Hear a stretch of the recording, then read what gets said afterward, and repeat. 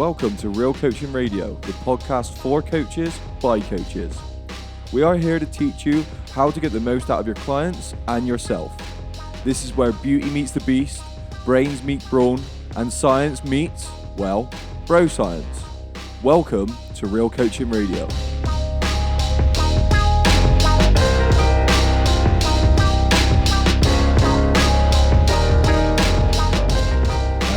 If there is an episode that I shouldn't be talking on, it is training for a Hyrox event.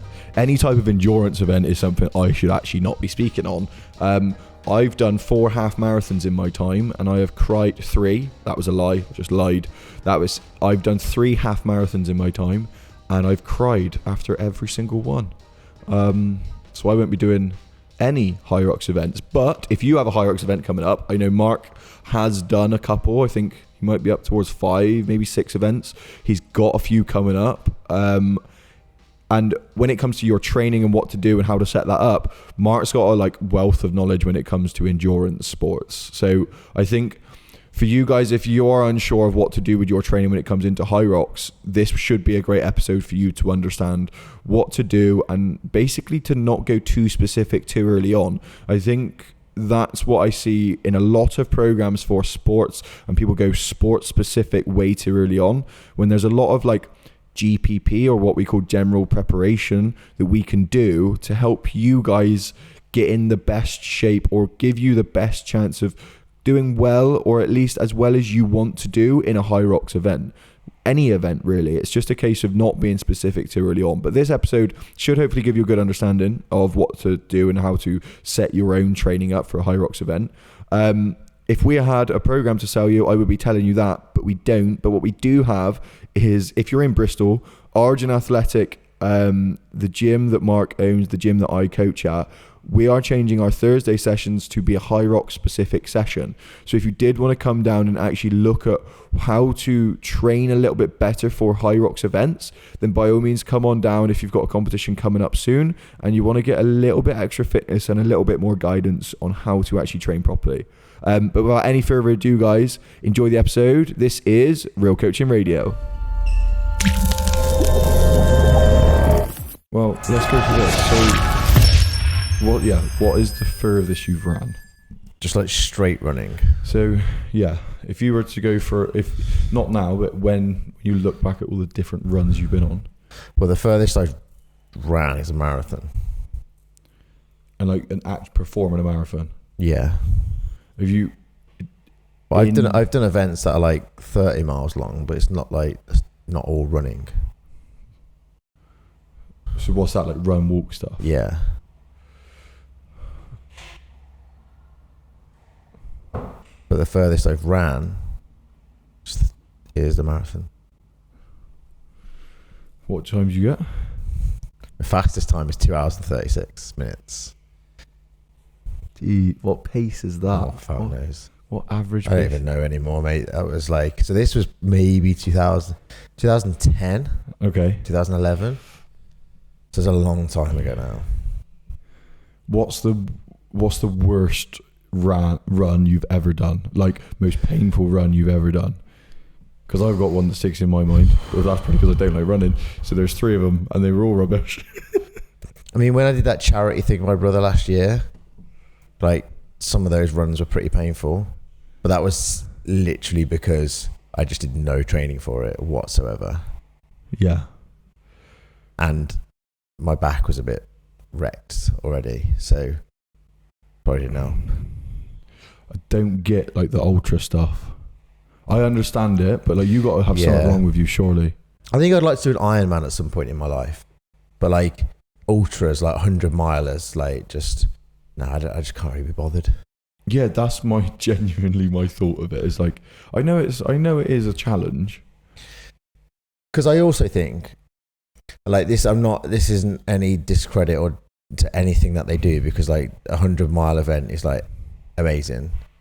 But I also think once you get past a certain distance, I don't really think it becomes a running event anymore, or potentially doesn't become a fitness event anymore. It becomes a bit more of a mental challenge, a mental event. And I know that is an element to fitness, but I don't think it becomes this physical thing anymore. Yeah, because like there's, like you said then, when you like run walk stuff, because a lot of ultras are pretty much, Yeah. especially when like 100-mile plus races they're doing, you're going running that. I mean, some of the pros might be, are they like not running, but like, I doubt it. I doubt they're running the whole world. Well, they're certainly going to have like food stops and stuff like that. and there'll be moments where I guess they are running, but moments where they're crawling almost. Yeah. Like what you might be running, but like potentially at a pace that you can walk. See, this brings me to the thought of like David Goggins, right?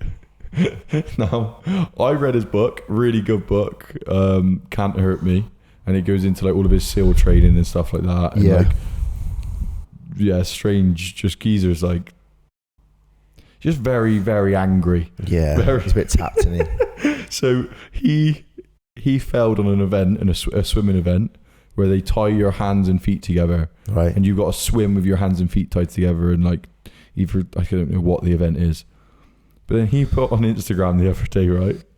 He tied his hands and feet together and jumped in a lake by himself. By himself. What a nutter! But I just think of two things, right? I just think of, that's like, why are you doing that? Why are you doing that? Yeah. You don't have to do that anymore. Yeah. Like, no one's gone to you, oh, you got to do this to win this competition. You've decided to do that yourself. I don't know if it's like this mental challenge thing of like, oh, I'm doing, because it's basically like, I'm doing the hard thing I need to do to make me like strong. Yeah. And I'm like, yeah, but are you? Like, I don't get it. I don't get the kind of, you're just doing this thing now, either for social media or for like, why? I think a lot of that stuff is that now, isn't it? It's just like, well, what's the stupidest thing I can do because it's potentially going to attract some people on social media. Yeah, like, and because this is so interesting actually. So I watched a video the other day and was talking about like how celebrities will become like, once they've done something, they can never be something else. So as soon as they get famous for doing or being a certain way, they can't change because they're ultimately trying to please the crowd.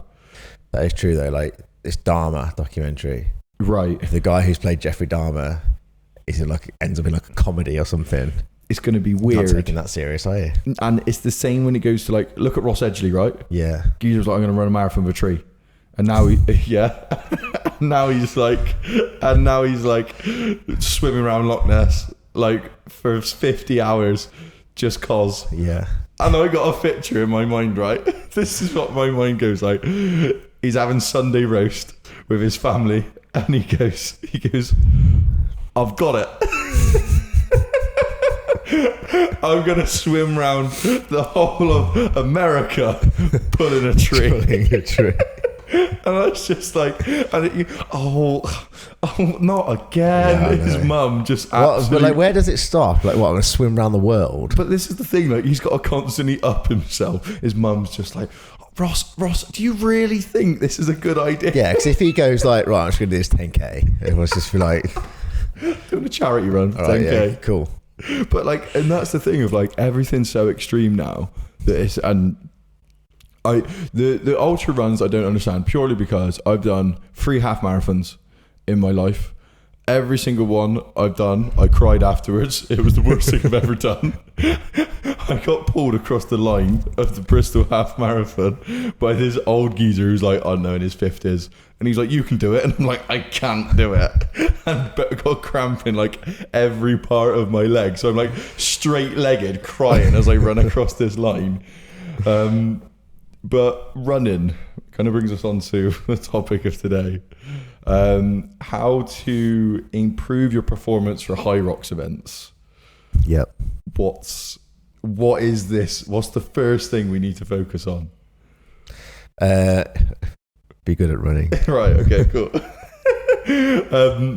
Go into that though. No, so yeah, seriously, like, so it's an event that's going to take people, I don't know, let's say anything from an hour to 2 hours, right?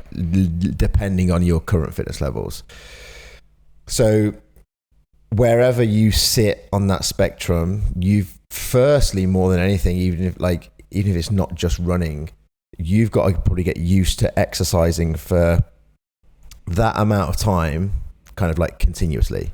Because if you think most people go to the gym and maybe spend, I don't know, average gym goer might spend 45 minutes to an hour in the gym, and then, but within that you're going to have, rest periods, like going to different exercises, that kind of stuff, like maybe chatting to friends, whatever it might be. So within that hour, you're probably not continuously working. So the first thing you need to get used to is probably just exercising for the amount of time you're going to be exercising for, and that would probably be based on what you think your finishing time is going to be. So you need to get good at being able to just keep moving for that amount of time. Yeah, pretty much, because like that within itself is for some people is going to be really new in terms of like just exercising for that sheer amount of time. Like if you think, even some people that have come from, let's say, CrossFit or something like that, if you go to a CrossFit competition, a standard layout of a CrossFit competition is you might have anything from 3 to 5 events, for example. But some of those events are only going to last, like, some of them might only last like 3 or 4 minutes. Some of them might last 12, 15 minutes. Like, so most CrossFit events are going to last somewhere from 3 to 20 minutes. And then you might have 2 hours or so before you do your next event. So although you're there all day long, like realistically at any given point, you're only really working for a shorter amount of time. So even that, like just improving and increasing endurance to physically continue moving for an extended period of time is probably going to be a challenge for some people. Yeah, I think from what I see on the Hyrox events, like you do a 1K run which is broken up by some kind of other thing, right? Yeah, so there's 8 stations. So it's a 1K run, and then after every 1 kilometer run there is a station, and I think, if I get this right, it's 1,000 meter ski, a sled push, a sled pull, row, burpee broad jump, farmer's carry, lunge, wall balls. Like roughly in that, 1 or 2 might be in the wrong order, but they're certainly the stations. Yeah, so ultimately the runs, what part of the Hyrox event is going to be the thing that slows you down the most? So like what thing in the Hyrox event, I guess when people look at their triathlons, they go, I'm going to spend most time on the bikes, my bike time needs to be better. So I think if you were to say, like, if you were to take like a quick time and then sort of base that around, and then you can like, extend that depending on where you're at. So if you were to say like anything from like an hour to an hour and 15, is a relatively quick time to complete the event in. First of all, you've got 8 kilometers of running, right? So the majority of people like are probably going to be spending in this hour to an hour and 15, are potentially going to be spending somewhere between 35 to 45 minutes running. Jesus. So if you think about, you take a ratio in time of how much running you're doing how much time you spend running compared to how long the event is, you are spending more than 50% of the event length running. Yeah. Okay. So it's like a big chunk of it is running. Yeah, because I think that's where when you look at programs or look at like what people decide to do to prep for something, like, do you think they'd give the running a bit of like lip service? Maybe. I think especially people that go into it, especially come from more of a gym-based background. Obviously, if you come from a running background, that's probably not the case because that's what you do anyway. Yeah. But I think for the guys that come from a bit more of a gym-based background, and potentially even a CrossFit background, because like, yes, there is running in CrossFit, but there's not. No. Not to the amount that we're talking about in Hyrox, really. Because Hyrox is what, like 9K? 10K? 8 kilometers. 8 kilometers. Which is like, yeah. Which is a lot of running. Yeah, it's a lot of running. So, and I think, yeah, because if you then split that into all of the other events, you know, yeah, okay, there's things like a rowing machine there, there's a ski erg in there in terms of like endurance based activities, but you're only doing that rower once. You're only doing the ski erg once. You've only got to do 1,000 meters on them. Like you've got to do 8,000 meters of running. Yeah. And yeah, you know, so there are all these individual separate components, but in reality, most of those components are only going to take you somewhere between 2 to 4 minutes. Each specific one. Yeah, okay, I know you've got 8 of them to do, but like the task changes all the time. So you've only got to be good at that task for this relatively short amount of time, but you're running all the time. So how would I go back to like the most important things when like preparing for it, but when it comes to the events, like to kind of just bang home the importance of it, what pace do I go out with this run on the 1 kilometers? Because am I trying to rest during that run, or am I trying to like, is there a certain pacing I want to be at? Like if I'm to run a 10k, if I got to my 10k time and the pace between that, is it around that time? Is it slower than that time? Yeah, I mean, so a lot of people will say like, you know, your 10k run pace is potentially like a good pace to sort of aim for, because it's 10k it's not a short distance, but it's a relatively short distance if you compare it to something like a marathon or something like that. So it's a pace that you can maintain, you know, relatively good speed at for you as the individual. But some of that is also going to depend on how you're completing Hyrox, because you can do it as an individual, you can do it as a pair, and yeah, okay, like even if you're doing it a pair, you've all got to run, but the exercises, you split the exercises, so you're going to get some rest when you get to things like the rower and the ski erg and the sled push and that kind of stuff, because your partner's going to do some of the work. So in that scenario, if you're going as a pair, you could potentially afford to go a little bit faster on the run, because you know you're going to get a little bit of recovery on the inside bits.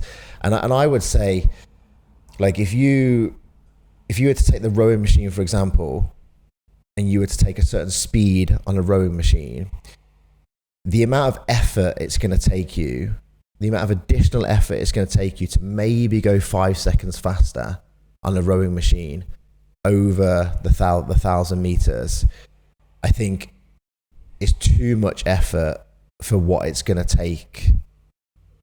I think it'll hurt you on the run, if that makes sense. So what I mean is like, I think you're going to be better off if you can pull like a 140 split on the rower, maybe pull like a 144, because in reality, over 1,000 meters, that's only 8 seconds.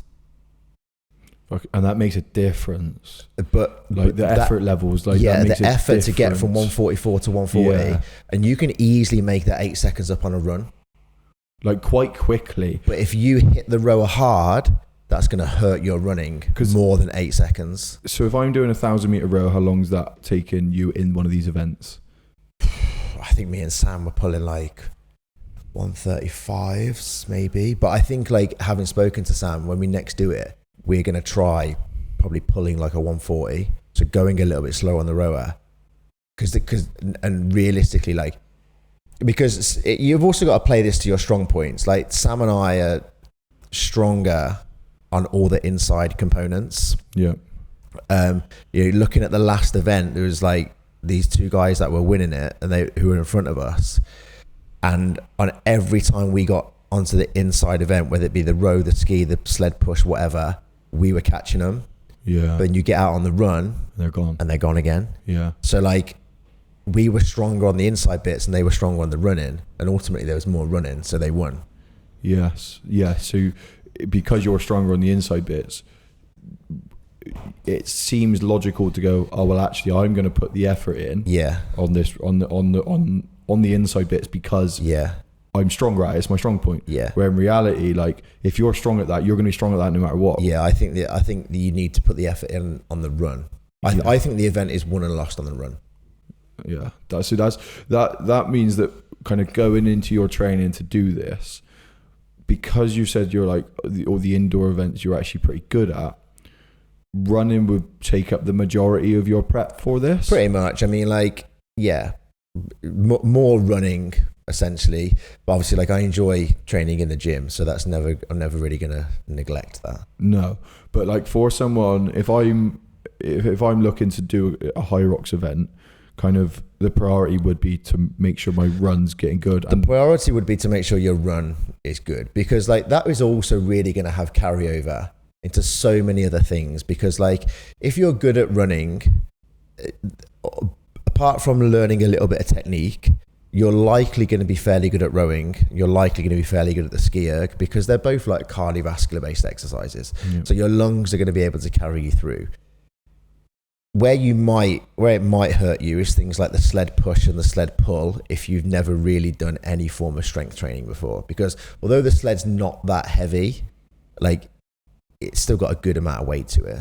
Yeah. So would it be right in saying I want to make sure I'm training in a Hyrox style, or am I right in saying that like I want to look at going, oh well, I'm going to run, so am I going to do a 1k run followed by some exercise, followed by a 1k run, followed by wall balls or whatever? Or am I going to go, well, like Mondays I'm just going to go for a 10k. Mm-hmm. On Tuesdays I'm going to go strength train. On Wednesdays I'm going to do a Hyrox-esque style. Like how am I best to kind of set this up? How am I supposed to set my performance up to be better when it comes to this thing? How do I look at my week? So I would say, like, unless you're really, really close to an event, you know, and maybe like 4 weeks away, 6 weeks maybe, so kind of like everything else, like if you're more further away than that, I would say like you don't really need to make it like Hyrox-esque as such, in terms of like you don't need to get too specific. So kind of like, yeah, certainly like just go for a run. Yeah. I would say, you know, in an optimal scenario, if people are like looking to train for it to take it seriously or do quite well, I would say you probably want like at least 3 runs in a week. One of them being longer and slower, just to start building up like some aerobic base. One of them being either shorter and faster, or some kind of like interval based work. So you're on both of those scenarios, you're working a little bit more towards your threshold. So like the fastest pace that you can kind of handle, really.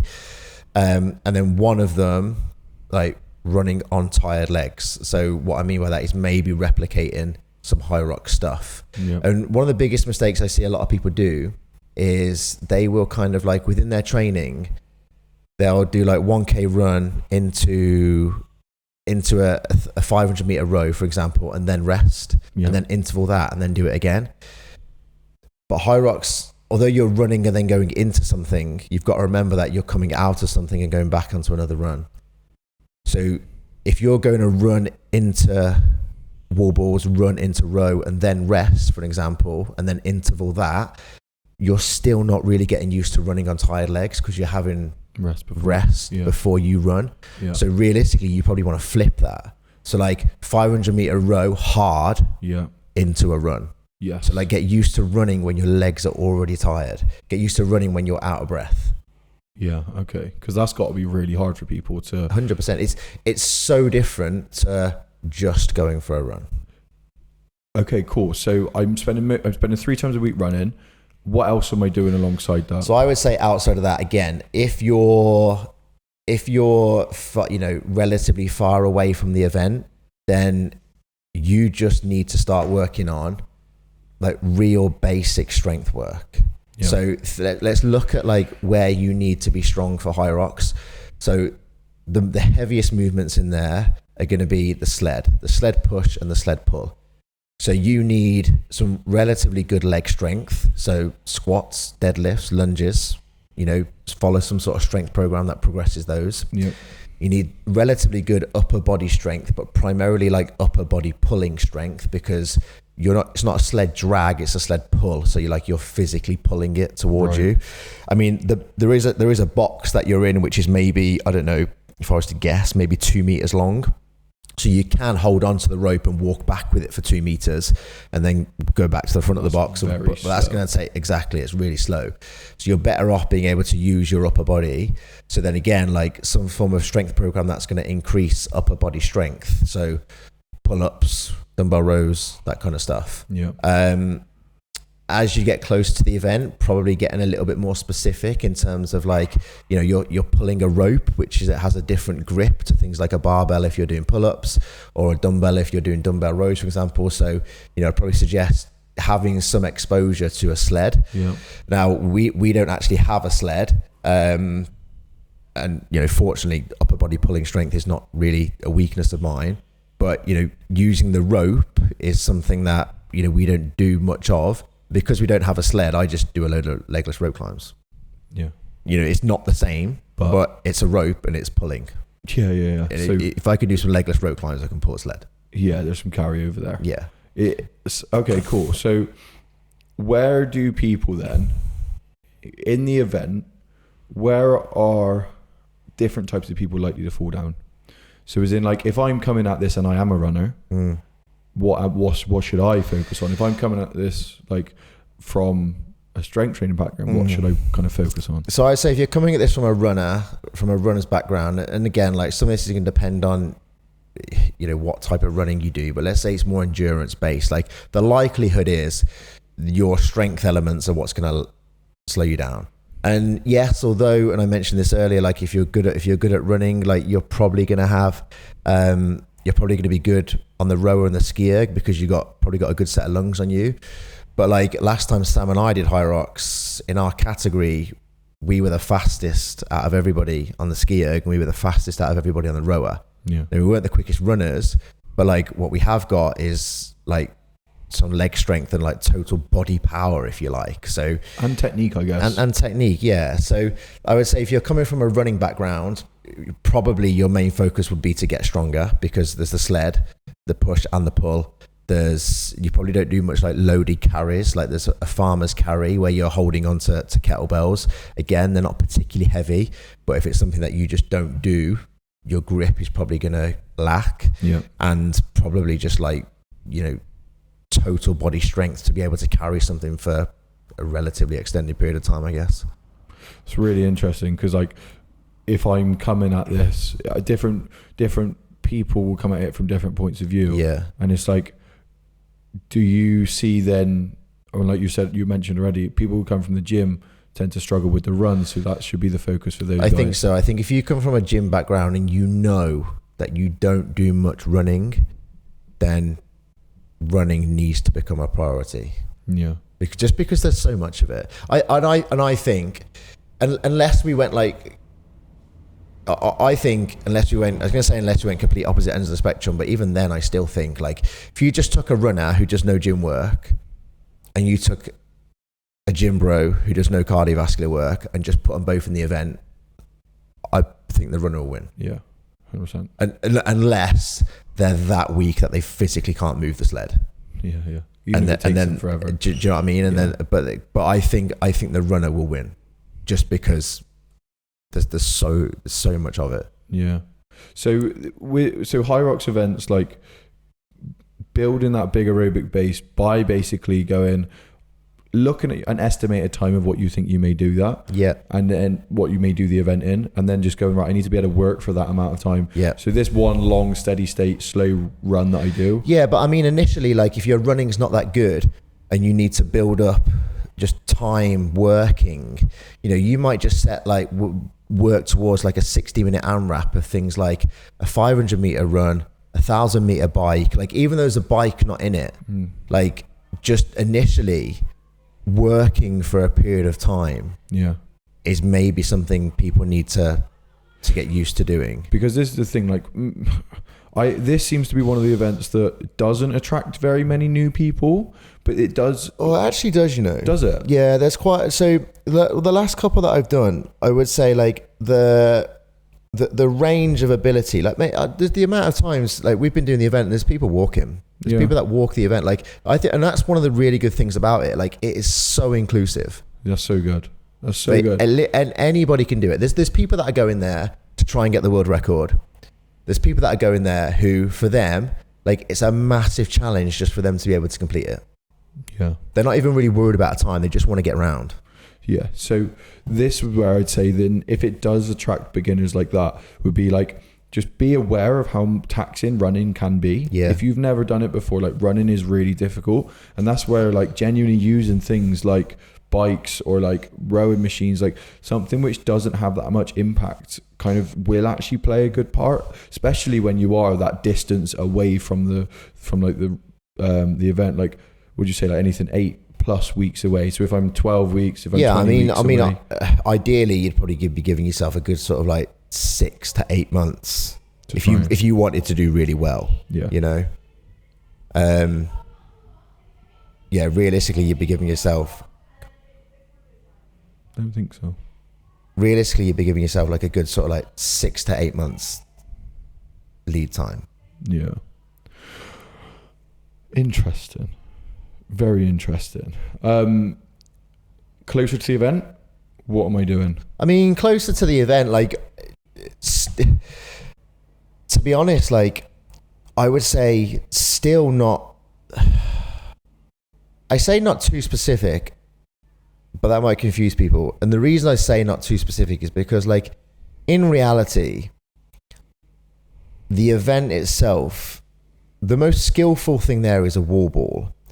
So you don't need to get overly specific with, you know, like if it was CrossFit and things like it's got like muscle ups and double unders and all these kind of stuff in that's like higher skill movements. You need to practice these skills. Like, I would say Hyrox is a bit more of just like a general preparation test, if that makes sense. Do you know what I mean? Like, it's not overly specific, but obviously on the other hand of that, it's very specific because you're training specifically for an event. So not to try and confuse people, or for those people who want to go, oh, it is really specific, because like, I understand it. I find that so funny though, because it's like things like this, people can overdo this, like the specifics. Yeah, you can just fall into the trap of like this, what we call the specificity trap of just being like, well, I'm just going to do, I'll just basically replicate Hyrox twice a week for 10 weeks. And do you know what? Like, it'll probably get you somewhere. Yeah. But there's going to come a time where actually we need to do some periodized programming. Yeah. You know, it's a bit like, you know, if anybody follows CrossFit or anything like that, it's a bit like going, oh, well, I'll just take all the events that they did at the games last year and I'll just repeat them every week for a year, and next year I'll be there. Yeah. Whereas in reality, like, you know, you figured out like your 1 rep max clean is terrible, so you probably need to get better at back squatting. Yes. Because it's going to make you stronger. So this is where you need to like look at your weaknesses almost. Yeah. Look at what goes into the event and the things you need for the event as a whole. As like, if you think of basics or think of like everything individually or everything, like all the different components that go into the event, when you look at it as a whole, what do you need? Because people would like this. I think people get more specific when they look at specific things within the event. Yeah. They go, I need to get really good at that thing. Yeah. And I think like if you've never really done it before and it's something you're unsure of, then yeah, like get good at it. Like, so for example, like wall balls for me now, because I've been doing them so long, like they're a bit like walking, like I can just do them. Whereas like if you've never done a wall ball before, there is going to be a real big skill coordination element to that. So then you probably do need to practice those wall balls. But for example, things like we don't have a sled, so I don't train using a sled. I just like squat and lunge and deadlift. Yeah. And me and Sam are by far one of the fastest people on a sled. Yeah. Because we've just got strong legs. Yeah. Not the fact that we're necessarily like train on sleds loads. Yeah, because people will kind of look at it and just break the different components down and go, I'm going to practice that, I'm going to practice this. But if you think of, if you could say like the 3 biggest things people need to focus on, what would they be? What, in terms of skills or just anything? No. Just like if I'm going to a Hyrox event, what are the 3 things I should care about, focus on as I go into? Yeah. So I would say the biggest 3 things that you need are a big aerobic base, and whether that comes from running, cycling, rowing, a mixture of all 3, probably doesn't really matter too much, but the closer you get to it, you want that to come more and more from running. Secondly, probably get stronger, just for things like the sled work that's in there. And then thirdly, get really used to running when your legs are tired. So get used to running on tired legs.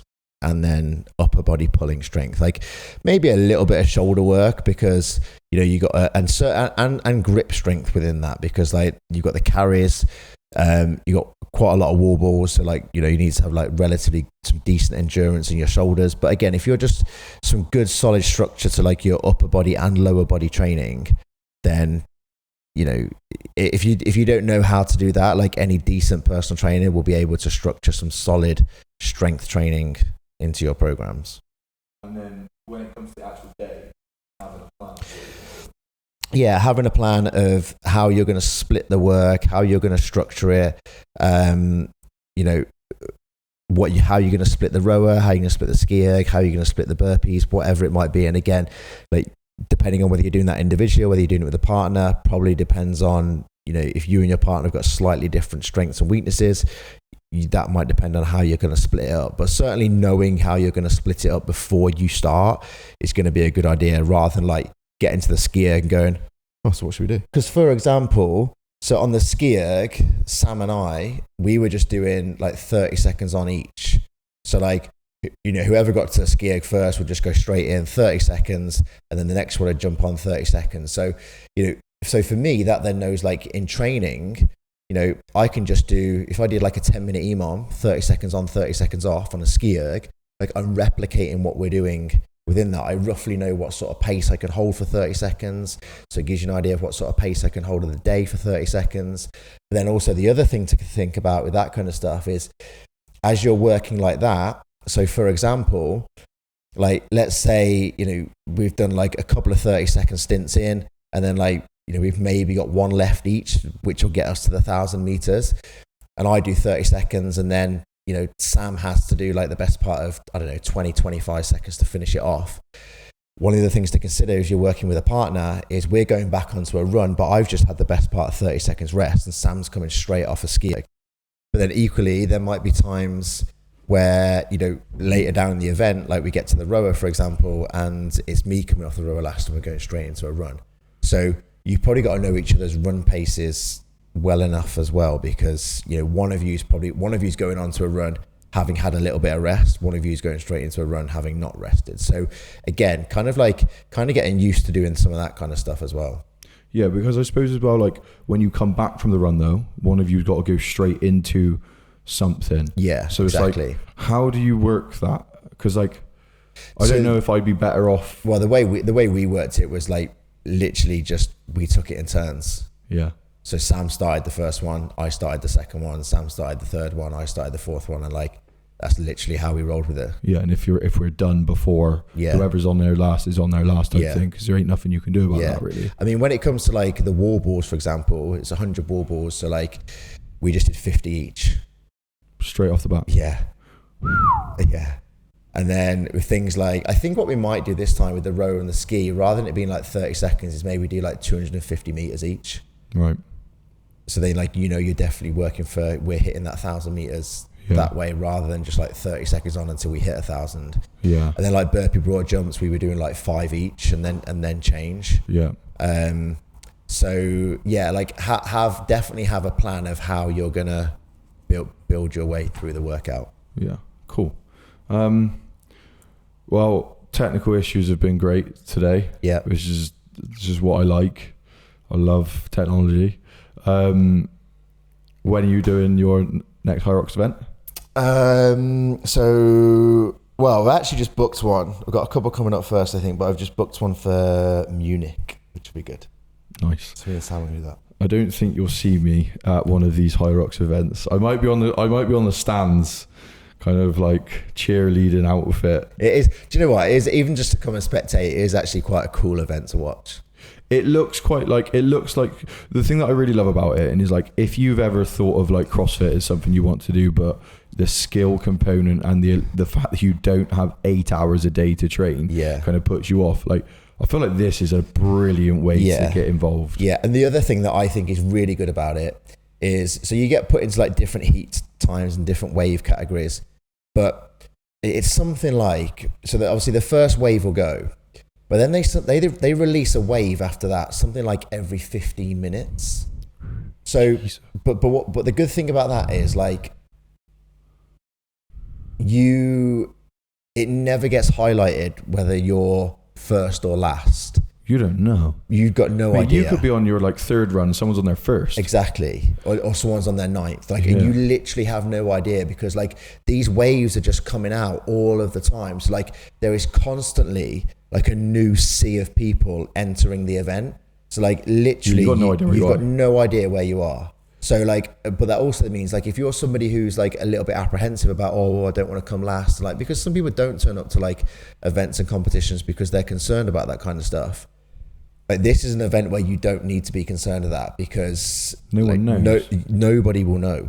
That's amazing. Like, because that's what I always think about stuff like this, is there must be so many people out there who want to test themselves. Yeah. Because like you can in the gym, but like, or on a run on your own, but like it'd be really cool to be around that environment, because I bet it's a buzz, isn't it? Oh, it's wicked. Yeah. It's like, and the good thing is, because they release a wave like every 15 minutes, like it's a constant buzz. Yeah, that's so sick.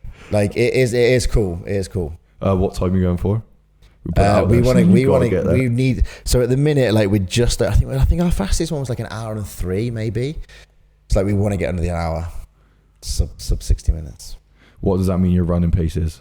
I think we need to be below 4-minute kilometers. It's not good. But yeah, if you fancy a Hyrox event, hopefully this gives you some idea. Hopefully the technical issues, we've got some kind of a podcast put together for you to listen to. I hate technology, but yeah, I will be sat on the sidelines if you want to come and sit on the sidelines with me. But yeah, thanks for tuning in, guys.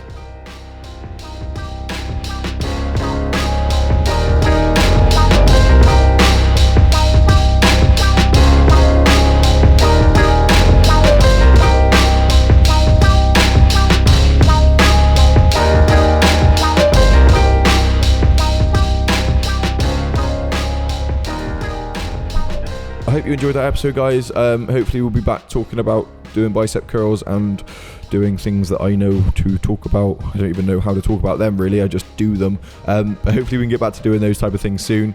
Thank you for listening. Again, if you are looking for any further advice, or you want to get in contact with either me or Mark, you can find Mark at Mark Origin Series on Instagram. You can find me at Hat the Body Hat the Mind. We both offer personal training, we both offer online programming, but more importantly, we both offer support to people trying to improve their lives and trying to get better. I think Mark has taught me a lot. I have learnt a lot through Mark, and I have put my own spin on the knowledge that I've gained through everyone I've learnt off of, I guess. If you're looking for performance, Mark's probably the best place to go. There's probably nowhere better to go, especially for like Hyrox events, but like any type of functional fitness type thing, and any sport specific training as well, for like the fact that like Mark's worked at kind of sports teams in the past. Sorry, that felt American.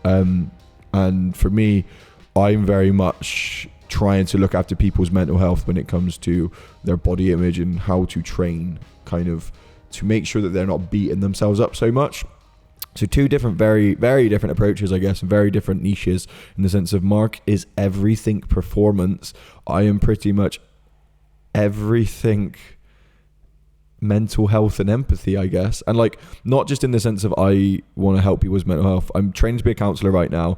I really do believe fitness is one of the best ways that you can start to get some kind of purpose within your life. So hopefully, if that's something that you're looking out for, if you're looking out for a bit more guidance with yourself, and like just to improve your life a little bit, not even improve your life, just to understand yourself. I hate saying improve your life, because it's like, I'm not even going to improve your life. I'm just going to be here to help you, to kind of soundboard your problems and soundboard any things you're struggling with. So if you do want any support with any of that, by all means get in contact with either myself or Mark on Instagram, or you can type in Origin-Series on Google. Mark's company will come up. You can type in Hat the Body Hat the Mind on Google. My company will come up, and hopefully we can support you guys in any way, shape or form. Thank you very much for tuning in, guys. We will see you on the next one.